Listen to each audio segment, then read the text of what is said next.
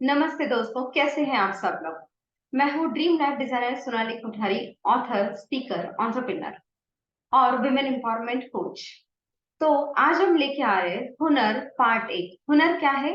हुनर है मिशन आपको अपने हुनर से मिलाने का। तो हुनर भाग 1 में मैं सारी लेडीज को, सारे विमेन को, मेरी सारी बहनों को इनवाइट करना चाहूंगी ये देखने के लिए कि आज मैं आप ही की जैसी एक बहन को आपसे मिलाने जा रही हूँ, जिसने अपनी जर्नी अपने बच्चों को संभालते हुए, अपने घर परिवार को संभालते हुए, कुछ करते हुए खुद की पहचान बनानी चाहिए और एक बचत गट की मुख्य मुखिया बनकर उस माध्यम से अपनी खुद की पर्सनैलिटी को उभर कर लाने की कोशिश की। वैसे ही जैसे आप अपनी पहचान बनाना चाहते हैं, आज हम जिसको इंट्रोड्यूस करना चाहते हैं, कहीं ना कहीं उसे भी अपनी पहचान बनानी है। और आज हम लेने जा रहे हैं, दो काम आज हम करेंगे। एक, उसको उसके हुनर से मिलाएंगे और दूसरा ये जानेंगे कि उसने अपने हुनर को पहचान कर कैसे अपनी जर्नी को, उसका अपनी जर्नी में उस चीज का यूज किया। तो जानते हैं उन्हीं के माध्यम से। तो मैं इनवाइट करने जा रही हूँ जिनका नाम है चैताली आदेश सोलंकी, और जो कि पूना की रहने वाली है। चैताली जी, आप आइए कैमरा पर। और ये मेरी, बाय द वे बहनों, मैं आपको और एक बात बताना चाहती हूँ। मुझे खुशी हो रही है ये तथ्य बताने में कि ये मेरी ननंद भी है, मेरी सिस्टर इन लॉ है, जो कि बहुत ही प्यारी और मेरी बहन जैसी है। तो हम दीदी से ही जानेंगे कि उनकी जर्नी कैसे रही, उन्होंने उनको क्या क्या चढ़ा उतार आए, या फिर जो कुछ भी है आज हम उन्हीं को सुनेंगे। तो आज आप मुझे नहीं बल्कि उनको सुनने के लिए यहाँ पर है। तो जानते हैं उन्हीं से। तो दीदी आप बताइए कि आपका पहले तो आप परिचय दीजिए हल्का सा। Hello friends. मेरा नाम है चैताली आदेश सोलंकी। मेरा इंटरव्यू खुद मेरे भाभी ही ले रहे हैं, सोनाली कोठारी। ऐसे तो भाभी ननद का रिलेशन कहाँ तक जा सकता है और कैसे फ्रेंड फ्रेंड जैसे रह सकते हैं। एक आपके लिए भी ये रिलेशन बहुत अलग यानी हो बिल्कुल, सकता है। बिल्कुल सही कहा। एक रिलेशन की मुझे बहुत अच्छी लगी ये बात। मुझे भी ऐसा लगता है कि एक रिलेशन के बहुत सारे एस्पेक्ट होते हैं। एक नाम होता है, लेकिन जब कुछ टाइम गुजर जाता है तो वो रिलेशन उस नाम से परे हो जाता है और एक क्लोज रिलेशन बन जाता है, एक बॉन्डिंग बन जाता है वो। और मुझे यही, इसीलिए मैंने खुशी से ये इंट्रोड्यूस किया कि ये मेरी ननद है, ताकि मेरी सारी बहनें जो इसको देखने वाली है ये भी जाने कि कहीं ना कहीं आपको जो चाहिए आप अपनी ननद में भी बहन का स्वरूप देख सकते हैं और अपनी फ्रेंड का स्वरूप भी पा सकते हैं। तो ये कंप्लीट हम दोनों पर निर्भर करता है कि हम इस रिलेशन को कैसे आगे बढ़ा रहे हैं। तो अब बात करते हैं, जैसे कि आपने इसे समझा, मैं चाहूंगी आप एक नए दृष्टिकोण से इस रिलेशन को भी देखें। तो अब बात करते हैं, दीदी से ही पूछते हैं कि उनको पहले मैं बताना चाहूंगी कि सॉरी, हुनर, इसलिए हुनर का जन्म कैसे हुआ मैं आपको बताऊंगी। हुनर भाग 1, आज पहला भाग मैं आपसे शुरू करने जा रही हूँ। ये सीरीज कंटिन्यू चालू रहेगी। हर ट्यूसडे को मेरे यूट्यूब चैनल पर मेरी सारी बहनें देख पाएंगी, हर बार एक अलग हस्ती को मिल पाएंगी। इसका जन्म ऐसे हुआ क्योंकि मेरा भी कहीं ना कहीं उद्देश्य है कि जैसे मैंने मेरी लाइफ चेंज की, मेरी सारी बहनों की चेंज हो जाए। जिसे मैंने खुद को अपलिफ्ट किया, मुझे लगता है कि हर बहन वो करे। और मुझे ये पूरा विश्वास है कि हर नारी में, हर स्त्री में उस शक्ति के साथ ही वो जन्मी है कि वो घर को, अपने परिवार को, दोनों परिवार को अच्छे से संभाल सकती है। लेकिन बाय द टाइम वो इसी पर नहीं रुकते हुए वो सब कर सकती है जो वो खुद की पहचान यानी कि खुद के दम पर कर सकती है, जिसे हम कहते हैं आइडेंटिटी। दीदी आपको क्या लगता है, क्या आपके हिसाब से ये है कि आइडेंटिटी यानी अगर आपका कोई पोस्ट हो, यानी कि आप एम्प्लॉय है, आप एक कोच है, अगर आपका कोई प्रोफेशनल ओहदा है, तो क्या यही सिर्फ आइडेंटिटी है? क्या इसके बिना कोई आइडेंटिटी नहीं है? आपके मन में पहचान इस शब्द की परिभाषा क्या है? पहले तो पहचान यानी खुद की अपने सेल्फ पे होने चाहिए। क्योंकि कोई बड़ा डिग्री वाला हो या फिर उसके पीछे कुछ डिग्री हो तो वही, वो कुछ नहीं रहता। बाकी हाउसवाइफ भी बहुत कुछ कर सकती है कि यानी काम पे जो आते जाते तो वो तो रिस्पेक्टफुल है, वो हाउस और ये करती, पर घर पे रह के भी बहुत कुछ कर सकते हैं। क्योंकि घर सराउंडिंग और सबकी देखभाल करके करना वो भी एक हुनर ही है, वो भी एक पहचान बनाने का ही भाग होता है। बिल्कुल सही कहा। मेरी सारी बहनें, अगर आप सुन रहे हैं तो ये बहुत बड़ा मैसेज है कि you are not only a home maker. when you use the word only, I'm only homemaker, I watched that, I noticed that many times। मैंने बहुत बार ये नोटिस किया, जब कोई इंट्रोडक्शन के लिए कुछ कहता है तो सामने वाला अगर होम मेकर है तो वो सिर्फ ये नहीं बताता कि मैं होम मेकर हूँ, बट वो कहता है कि मैं सिर्फ होम मेकर हूँ। तो ये सिर्फ शब्द अगर आप ही ने अपने पीछे लगाया है तो इसको हटा दीजिए। Home maker is something making a home, creating a Fortune. यानी आप अपने घर को बना रहे हो, यानी अपने परिवार को बना रहे हो, यानी जो अपने उद्देश्य तक पहुंचना चाह रहे हैं उनके उद्देश्य को आप हाथ बार यानी कि उनको मदद कर रहे हो। So you are home maker, making a home, a complete dream home, that is home maker. But again एक और परिभाषा मैं बताना चाहूंगी कि you are not just a home maker because you are reflect parallelly talented to do what you are meant to do it. यानी कि आप जो करने के लिए आपका जन्म हुआ, यानी कि पर्पस ऑफ लाइफ, अगर आप उसको पहचाने, यानी कि वहां की पहली स्टेप शुरू होती है हुनर को लेकर। आप जब अपने हुनर को पहचानेंगे तभी आप आगे जा सकेंगे, और तभी आप अपनी खुद की पहचान, जैसे दीदी ने कहा कि अपने दम पर यानी कि अपने टैलेंट के दम पर। तो इस यहाँ से पहचान बनती है। मैं आपसे सुनना चाहूंगी कि क्या है, आपको कहाँ पर लगा कि मुझ में कुछ स्किल्स है, वो स्किल्स क्या थे, वो एबिलिटीज क्या थी, कौन सा वो पॉइंट है जहां पर आपने खुद में कुछ है ये जाना। ऐसे कुछ इंसिडेंट्स आपके सामने है? पहले तो मेरा ग्रेजुएशन हुआ है बीसीएस में, यानी कंप्यूटर साइंस में हुआ है। वाह। फिर मेरी जिनके साथ शादी हुई है वो फार्मासिस्ट है। हम्म। तो फिर मैंने सोचा कि जैसे कि 20 साल पहले की आदत, क्या तो बाहर नहीं जा सकते, घर पे रह के सब करो। तो फिर मैंने मेरे हस्बैंड का बिजनेस ज्वाइन किया। बाहर जाके जॉब करने से अच्छा है खुद के हस्बैंड को अपन हेल्प करेंगे तो वही काम होता है, वर्क तो वही होता है, खाली वहां पे अलग होता है और अपना खुद का यहाँ पे होता है। वहां पे जाओ, टाइम पे करो। तो मैंने वहां पे ज्वाइन किया उनसे, वो मेडिकल का भी सीखी, मैं वो भी करती हूँ। फिर वहां जाके जैसे जैसे मैं मेडिकल में बैठने लगी, जैसे जैसे लोगों की पहचान होते गई, उन्होंने मुझ में ऐसे देखा कि बाबा ये यानी पढ़ी लिखी हुई है, ये है। तो फिर मैं जिस एरिया में रहती हूँ वहां पे उन्होंने बचत गट स्टार्ट करने का सोचा। तो फिर वहां के सब लोगों ने सब इकट्ठा किया, कि औरतें इकट्ठा किए की। फिर उसके बाद बोले कि जो बचत गट स्टार्ट करना है, यानी उसमें अध्यक्ष, सचिव और खजींदा ऐसे होता है, पर उसका मेन मेन स्ट्रॉन्ग बोन कौन होता है? सचिव रहता है, हम्म। जो हर का यानी लिखा पढ़े। अध्यक्ष तो बोल के सब काम करते हैं, खजीनदार रहता है उतने टाइम तक ही उसके पैसे की मैनेजमेंट रहता है। बस पूरा जो बचत गट जो 20 लोगों औरतों का होता है वो चलाना, किसको लोन देना, किसको कितना देना, फिर किससे कितने पैसे लेने, वो सब ट्रांजेक्शन सचिव करता है। तो उसका पद डायरेक्टली मुझे, क्योंकि लोगों ने दे दिया, कुछ मुझे पूछा नहीं, कुछ मुझे बोला नहीं कि आप करेंगे या नहीं करेंगे, पर उनका जो मेरे मेडिकल में आके मेरा बिहेवियर देख के उन्होंने मुझे वो दे दिया, और वहां से फिर मेरी एक अलग जर्नी स्टार्ट हो गई। वाह, बहुत खूब, बहुत अच्छा लगा। आपको क्या लगता है कौन सी उन्होंने ये किया, यानी उनको पूरा विश्वास था आप पर, है ना कहीं उनको ये यकीन था कि एक तो पहली बात ये डिजर्व करती है, और दूसरी बात ये ना नहीं बोलेगी। तो ये जो उनका आप पर विश्वास स्थापित हुआ, या फिर डिजर्वेबिलिटी जो उन्होंने आप में देखी, वो क्या होगी आपको लगता है? कि कौन से स्किल्स या टैलेंट या हुनर आपके अंदर उन्होंने पाया होगा जो। एक एक तो मेडिकल में बैठना है तो जो भी आएंगे उनके साथ रिस्पेक्टफुली बोलना रहता है। हम्म। हाई टेम्पर पे रह के आप किसी से बात नहीं कर सकते, फिर आगे वाले बार रुकेगा नहीं कस्टमर। तो फिर औरतें जो होती, अपन एक घर की औरत नहीं, वो 20 घर की औरतें आएंगी, उनकी कुछ भी प्रॉब्लम्स रहेंगी, उन प्रॉब्लम्स को अंडरस्टैंड करना, फिर उनकी जरूरतों को देखना, फिर उनको मैनेज करना कि किसी को कितना हफ्ता है होगा।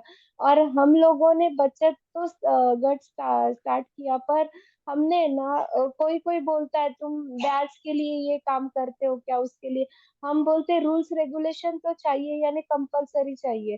पर वे बराबर। रूल्स लोग रेगुलेशन है ना, कभी कभी यानी कुछ कंडीशन सिचुएशन ऐसे आती कि एक बार हमारी जो फ्रेंड थी उसका एक्सीडेंट हुआ था, हम्म, हमारे सामने हुआ था रास्ते पे क्रॉस करते। तो फिर उसको टेंशन आ गया कि अभी 5 दिनों बाद मीटिंग है और मैंने जो ब्याज लिया, ये जो भी कुछ अमाउंट ली वो देनी है उसका ब्याज। तो हम बोलिए हम इंसानियत भी बताते हैं बचत गट में, ऐसा नहीं सोचते कि अभी तुम एक्सीडेंट में हो, तुम बीमार हो, हम तुरंत पैसे मांगे। पर आपके जैसे जो देने वाले भी रहते, वो बोलेगी उसको छूट दी तो मुझे क्यों नहीं छूट। तो फिर वही इंसानियत भी बताते, पर रूल्स रेगुलेशन में ऐसे करके हमारे अभी तक 11 साल कंप्लीट हो गया, और बहुत कुछ हमने फिर इसमें से बहुत कुछ पाया है। वाह, बहुत बढ़िया। 11 साल, यानी ये छोटा आंकड़ा नहीं है। 11 साल से चला ना। आप सोच सकते हैं, क्योंकि मैं समझ सकती हूँ, मैं खुद भी एक पार्ट हूँ बचत गट का, तो मुझे पता है कि, और इसी पोस्ट पर तो ये भी जानती हूँ कि वो मैनेजमेंट बोलना, उस साइड से पिक्चर देखना अलग है, लेकिन यहाँ से होकर ऑपरेट करना जो होता है, वो बहुत छोटा छोटा डिटेलिंग होता है। और क्योंकि आप पर एक ट्रस्ट होता है, पूरे ग्रुप ने आप पर ट्रस्ट बताया होता है, वो विश्वास होता है, इसलिए उस विश्वास को कायम रखते हुए सही निर्णय लेना ये इतना इजी नहीं है। यानी आपके वो डिसीजन मेकिंग पावर भी यहाँ से दिखाई देती है कि कहाँ पर क्या बोलना चाहिए और क्या करना चाहिए। और वो आप में डिसीजन मेकिंग पावर था, साथ ही सेंसिटिविटी, जो एक ह्यूमन को और स्पेशली एक नारी को, एक स्त्री को जो सबसे बड़ा मिला हुआ वरदान है, इमोशंस एंड सेंसिटिविटी, वो एक वरदान है। इस वरदान का आपने यूज किया, सिर्फ उस सामने वाले के साथ रूल्स रख के नहीं, बट के रूल्स के साथ में, उस कंडीशंस के साथ में ह्यूमैनिटी दिखाकर भी आपने सोचा कि ठीक है, सामने वाले की जरूरत को समझो, आज नहीं वो कल पे करेगा। और वहां पर कहीं ना कहीं रिस्क टेकिंग नेचर भी आप में है, जो आपने रिस्क भी ली, आपको पता था कि ये कैलकुलेटेड रिस्क है, ये कहीं जाने वाला नहीं है, आज नहीं तो 4 दिन बाद वो पे करने वाले, लेकिन उसको सहूलियत देकर आपने वो इंसानियत बताई। और यही एक सबसे बड़ी मुझे लगता है क्वालिटी होती है कि आप में लॉजिकल रैशनल थिंकिंग तो चाहिए ही चाहिए। अगर एक वुमेन कुछ भी करना चाहे तो उसके लिए कुछ इम्पॉसिबल नहीं है।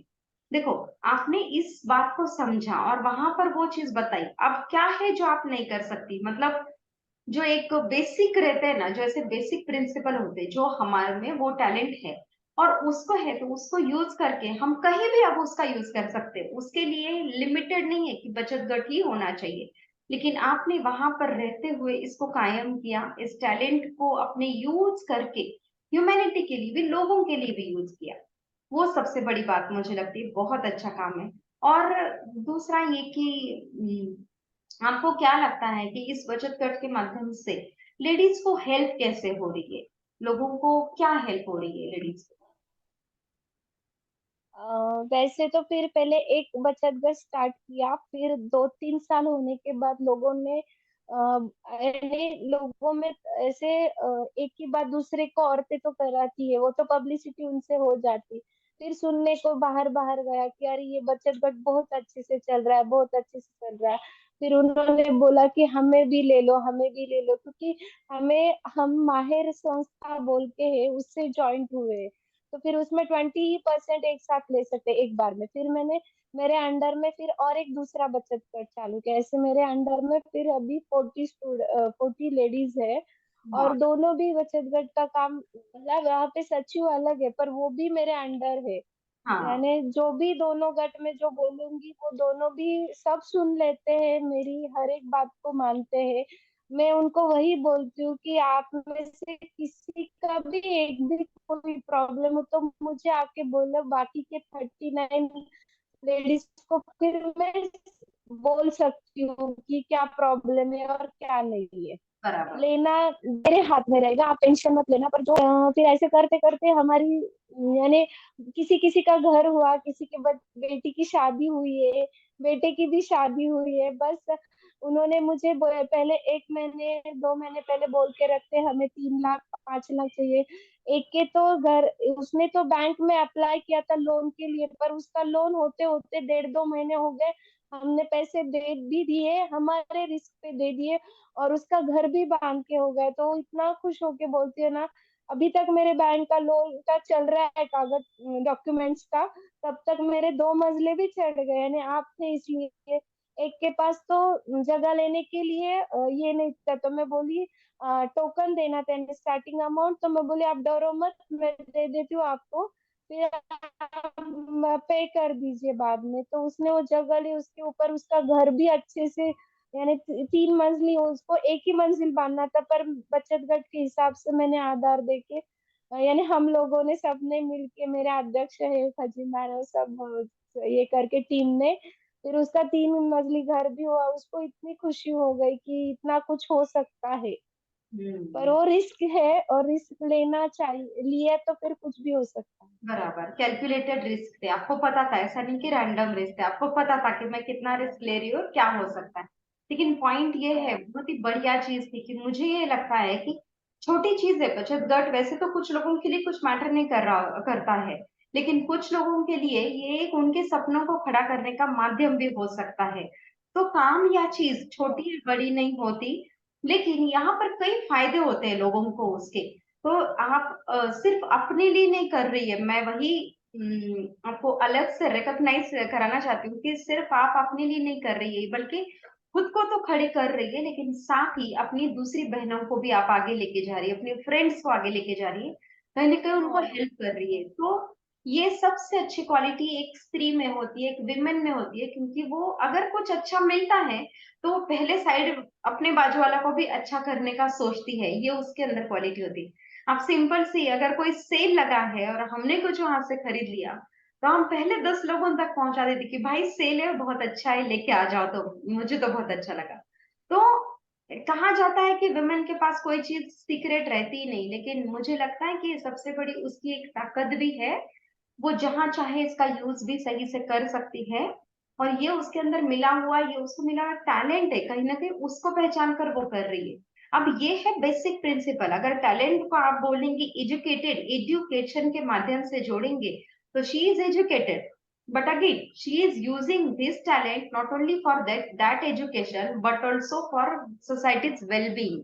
अगर आप इस बात को अच्छे से समझो, तो कभी कभी ये टैलेंट सिर्फ एज एन एम्प्लॉय कहीं तो भी जाकर वर्क कर रहे, यही नहीं है, बल्कि टैलेंट वो है अगर आप खुद के लिए खड़े हो रहे हो, असर्टिव हो रहे हो। अभी क्या है, जिन इन जो बेसिक प्रिंसिपल अब तक हमने देखे, लीडरशिप एबिलिटी इनमें हमने देखी, डिसीजन मेकिंग पावर इनमें हमने देखा, कैलकुलेटेड रिस्क लेने का एक स्किल सेट हमने देखा, ह्यूमैनिटी देखी, इमोशनल इंटेलिजेंस देखा, सेंसिटिविटी देखी, कमांड लेने की यानी कि खड़े होकर असर्टिवनेस, वो ताकत देखी। अब इन चीजों को, ये है आपका हुनर, ये है आपके स्ट्रेंथ, इन स्ट्रेंथ को मिलाकर आप जो भी आगे करना चाहो, आप उसमें श्योरली एक आगे मुकाम तक पहुंच सकती हो। तो अगर मैं कहूंगी कि अगर for example forget about all the imperfections, कि ये सामने वाला हाँ बोलेगा नहीं बोलेगा, forget about the world, just think about you. And अगर आपको ऐसी कोई चीजें पूछी जाए कि अगर आप आज के घड़ी में आपको बाकी सब बाउंड्रीज और लिमिटेशन नहीं है और अगर आप कुछ करना चाहती, तो वो क्या है, वो क्या चीज है जो आप सच में करना पहले चाहती है? पहले तो मुझे यानी आर्किटेक्ट डिजाइनिंग में बहुत शौक था, पर वो नहीं हुआ, तो मैंने बीसीएस किया, कंप्यूटर साइंस किया। और ऐसे भी अभी लगता है कि मैं, यानी कुछ भी करने को दोगे या फिर आगे जाके लीडरशिप कहीं भी करनी होगी, तो मैं कर सकती हूँ। मुझ में इतनी कैपेबिलिटी आ गई है खुद का, और सबको मिला के मैं कुछ भी अगर वर्क दिया जाएगा या फिर मुझे मिली भी, तो मैं उसको अच्छी तरह से निभाने की मुझे एक अच्छे से हो गया, कॉन्फिडेंस आ गया। कॉन्फिडेंस आ गया, थैंक बिल्कुल सही कहा। तो ये यू। कॉन्फिडेंस अगर सिर्फ घर में होते तो नहीं आता, लेकिन एक छोटा सा एक कदम आगे बढ़ाया, बचत गट के माध्यम से खुद को खड़ा किया, और ऐसा नहीं है कि कहीं आपको लगता है कि आप अपनी जिम्मेदारियों को अवॉइड कर रही है, घर को नेग्लेक्ट कर रही है, बच्चों को ध्यान नहीं दे रही है, टाइम पर ऐसा कुछ कर नहीं रहे, ऐसा कुछ है? ऐसा कुछ आपको लगता है कि ये करने की वजह से आपसे कुछ छूट रहा नहीं नहीं नहीं नहीं, ऐसे नहीं होता है। वो तो कितना रहता है, महीने में एक आध दो बार मिलो, फिर 2 घंटे की रहता है वो मिलना। और उसके बाद तो बच्चे तो स्टडी करते रहते हैं। औरतों को उतना मिले तो एक दूसरे को मिलने का, सहेली बनने का, प्रॉब्लम शेयर करने का, वो भी एक जरिया चाहिए ना। है? खाली वही एक कि पैसे की लेन देन वो नहीं है हमारे में। खाली एक दूसरे के प्रॉब्लम शेयर करना, उसमें से सॉल्यूशन निकालना, ये भी करते हैं। और उतना तो टाइम चाहिए ही। फिर बिल्कुल अपने लिए उतना भी टाइम नहीं निकाले खुद के लिए तो क्या हुआ। बिल्कुल और सही। घर फिर हाउसवाइफ है ना, फिर वही तो बोलती हूँ ना, हाउसवाइफ है यानी दिन भर घर में रहती है, तो फिर बाकी सब तो काम में होते रहते हैं ना। हम्म, उसको कहाँ निगलेक्ट, अगर बाहर जाएगी तो उससे कम ज्यादा काम होगा, पर जो घर में रहती तो वो दिन भर काम करती तो वो कहाँ कम होगा। बिल्कुल तो सही। जो सोचते हैं, जो सोचते हैं कि दिन भर घर में घर में घर में, तो फिर बच्चों पे भी रहता है ध्यान। बाकी के भी घर के काम होते ही रहते हो, दिन भर क्या करती है, वही करती है ना। सही कहा। ऐसा। 1000 100 बातों की एक बात कही आपने। यहाँ से लेडीज, अगर आप ये सुन रहे हैं तो आपको ये एक मैसेज मैं देना चाह रही हूँ जो इन्हीं के माध्यम से है कि खुद के लिए कुछ करना क्यों जरूरी है। और कुछ कर रही है मतलब एक लेडी, एक विमेन अगर पीएम भी बन जाए ना तो भी अपने पति को, अपने बच्चों को अपने हाथ से खाना खिलाना नहीं छोड़ेगी, अपने बच्चों की स्टडी स्टडी लेना, पढ़ाई लेना नहीं छोड़ेगी। यानी कि वो एक वरदान ही मिला हुआ है, we are blessed to have these qualities. और हम में वो इमोशनल इंटेलिजेंस, वो एक दिया हुआ है सेंसिटिविटी कि हम कभी भी अपने जिम्मेदारियों को निग्लेक्ट नहीं करते।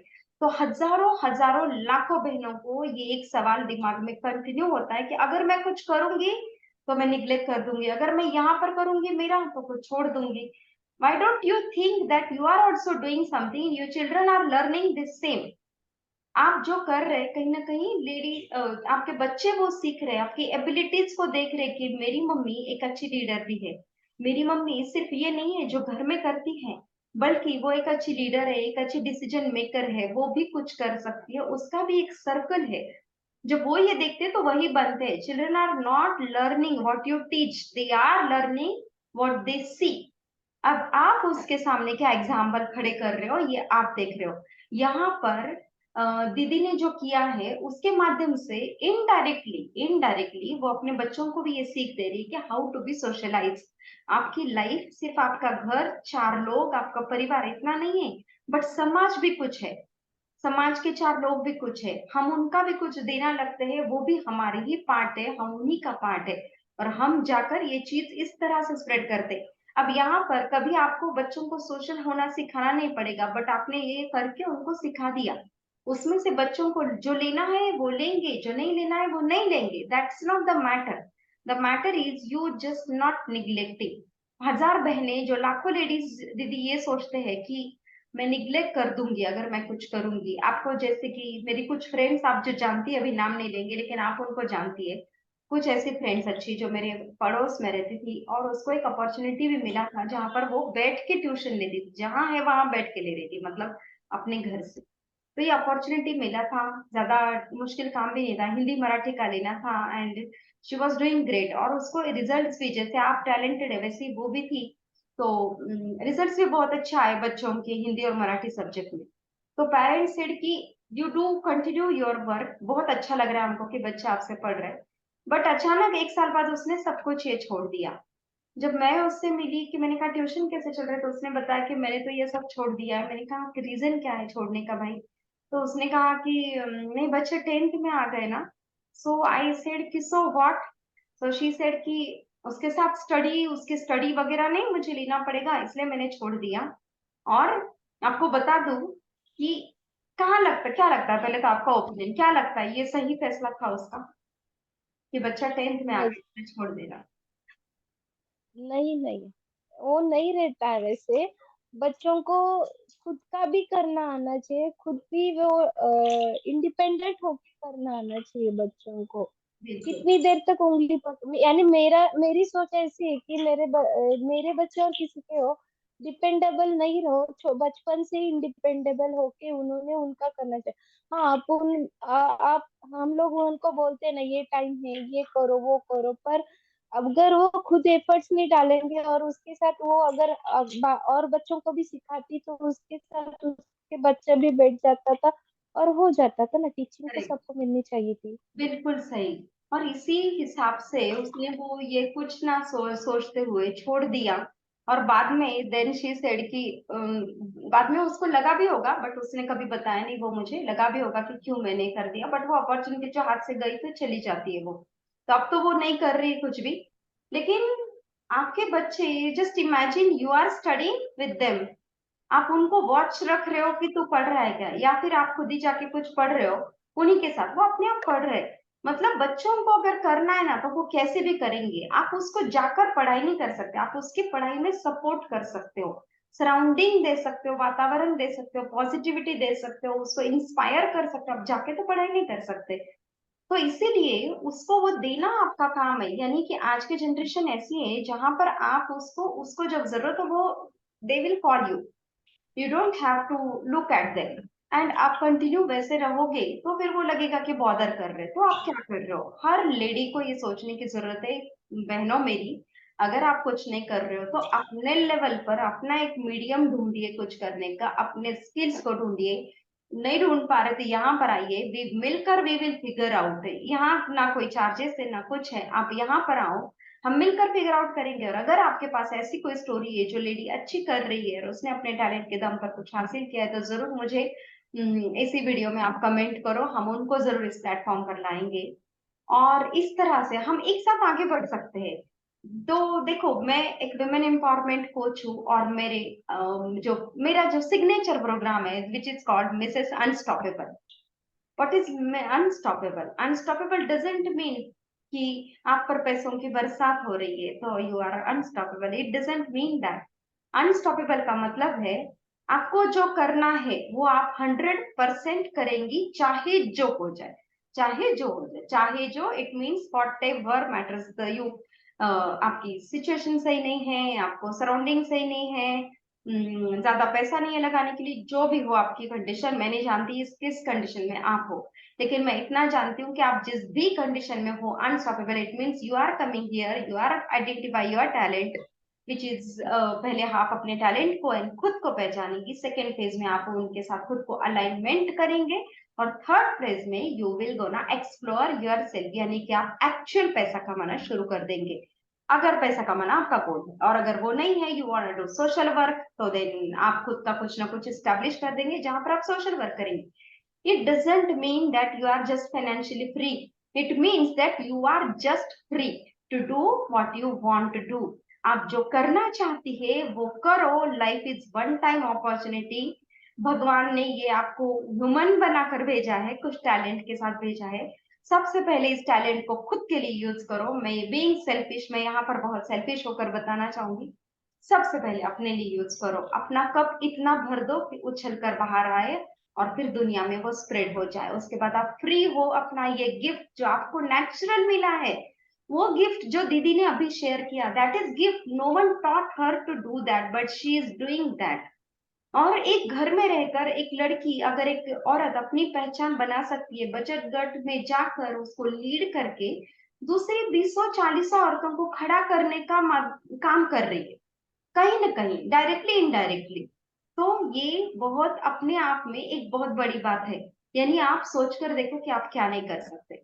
दीदी, अगर आपको एक कल ही मैसेज, मैं एक किताब पढ़ रही ऐसे पढ़ना मुझे बहुत अच्छा लगता है। उसमें मैंने कल ही एक पढ़ा, आप किसी का दुख नहीं कम करते। आपको लगता है कि आप किसी का दुख कम करने जा रहे हैं या फिर उसकी वजह बन रहे, पर उसका तो दुख कम होता है, पर आप आपका ही खुद का कम करते हो।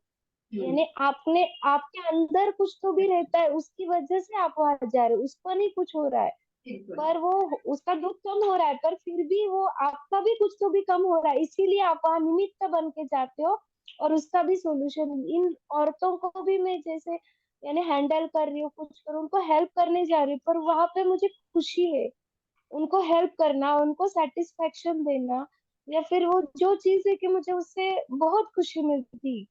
वो खुशी के लिए मैं वो कर रही हूँ चीजें, और मुझे फिर उनका सेटिस्फेक्शन मिलने के बाद मुझे और खुशी मिलती है। फिर उसमें पैसा मैटर नहीं करता, उन्होंने क्या दिया क्या नहीं दिया वो भी मैटर नहीं करता। फिर मेरे लाइफ में या फिर हफ्ते में महीने में एक बार मिलते, एक बार प्रॉब्लम बोलते, बाकी लेने के बाद उनका कंटिन्यू चालू रहता लेन देन। पर वो जो खुशी मिलती बाद में अचीवमेंट उनका होने के बाद, वो मुझे बहुत मैटर करती है, इसलिए मैं वो बहुत करती बढ़िया, बहुत बढ़िया, हूँ। बहुत सही बात कही, 100 बातों की एक बात कही कि खुशी आपके, कोई भी हर आदमी शांति से 10 मिनट सोचे और खुद को ये सवाल पूछे कि मैं ये सब जो कर रहा हूँ, जिंदगी भर की दुनिया भर की ताम झाम भाग दौड़ किस लिए कर रहा हूँ, तो मैं खुश रहना चाहता हूँ। हर ह्यूमन का और अल्टीमेट उद्देश्य है खुश होना, सेटिस्फाइड लाइफ जीना, एक मीनिंगफुल लाइफ जीना, अर्थपूर्ण जीवन बिताना। और उस खुशी को आप सिर्फ, हम लोग अलग अलग जरिया ढूंढ रहे। Being a coach I found my point of happiness, being a leader of बचत गट you found your point of happiness. It can be very, it can be very of you one, like आपको जो point पर खुशी है आपने खुद को ढूंढना है। कोई और बंदा आकर आपको ये नहीं कहेगा कि भाई तेरी खुशी इसमें, अब चल तू शुरू कर। You need to figure out, आपने खुद को फिगर आउट करना है, वैसे जैसे इन्होंने किया। अपॉर्चुनिटीज आई इनके सामने, ठीक है, आप लोग सोच रहे होंगे कि इनको तो होकर अपॉर्चुनिटी आई, अपॉर्चुनिटी आई, उसके बाद उन्होंने लिया। कई लोग ऐसे होते हैं जो अपॉर्चुनिटी को रिकॉग्नाइज भी नहीं करते हैं। जैसे प्रियंका चोपड़ा का एक सेंटेंस है उसके इंटरव्यू में कि जब अपॉर्चुनिटी आती है वो कंटिन्यू नहीं आती है, बीच बीच में फ्रीक्वेंसी में आती है। But whenever they are coming, opportunities are coming, you need to be conscious and you need to be recognize कि ये opportunity है, and then take that opportunity and squeeze every moment of that opportunity, हर उसकी बूंद use करो आप उस opportunity की। तो इन्होंने वो किया, आज अपनी लाइफ में वो बहुत आगे जा सकती है, कल को वो जरूर खुद के लिए और भी अपॉर्चुनिटीज फिगर आउट करेगी कि वो और क्या कर सकती है, और वो जरूर करेंगे, इस बात का मुझे पूरा विश्वास है। पूरी दुनिया आज के घड़ी में तो, आज के जिंदगी में तो वर्ल्ड इतने नजदीक आ गया जो पहले कभी नहीं था। हम यहाँ बैठकर हर देश से इंटरेक्ट कर रहे हैं, तो अब ये रहा ही नहीं कि मेरे सराउंडिंग में क्या है मैं देखूं। अब ये रहा है कि ऑनलाइन जाऊं, मुझे जो करना है ना मैं वो करूं। मैं चाहती हूँ हर औरत इस बात को समझे। तो दीदी अब लास्ट में आप अगर एक मैसेज इन सभी अपनी सहेलियों को देना चाहती है तो वो क्या होगा?